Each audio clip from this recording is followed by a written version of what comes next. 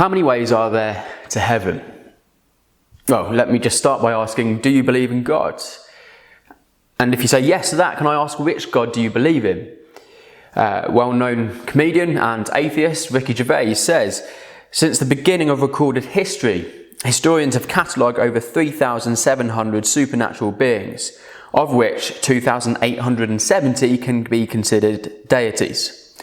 So next time someone tells me they believe in God, I'll say, oh, which one? Zeus, Hades, Jupiter, Mars, Odin, Thor, Krishna, Vishnu, Ra?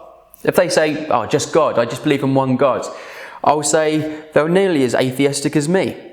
I don't believe in 2,870 gods, and they don't believe in 2,869.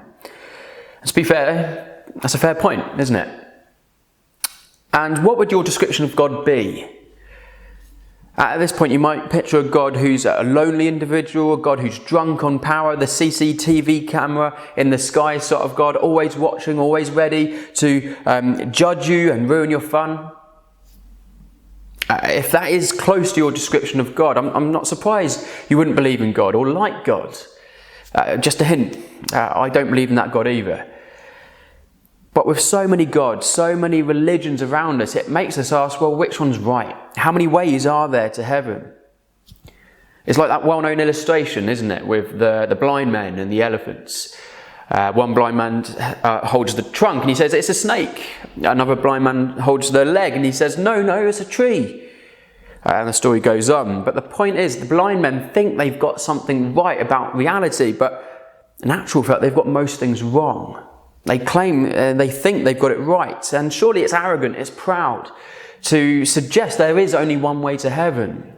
Again, the saying goes, there's many ways to heaven. It's like we're all just climbing a mountain. We're just using different paths, different routes. There isn't a wrong way. Really? Well, what happens if, rather than different paths up the mountain, that actually if God came down the mountain for us? The reason why I don't believe in that lonely CCTV camera in the sky God, the ruin your fun God, the reason I don't believe in that God is because Jesus showed up. Or rather, Jesus came down the mountain.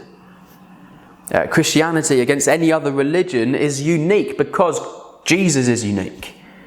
Because no one else has credibly claimed to be both living God and a historical figure in time and space. In some religions, maybe most religions, God just stays far away. In the other religions where God has come down, it's never a genuine, real world historical event. In other words, no other gods have actually shown up. Only Jesus has come into our world as a God who can be examined.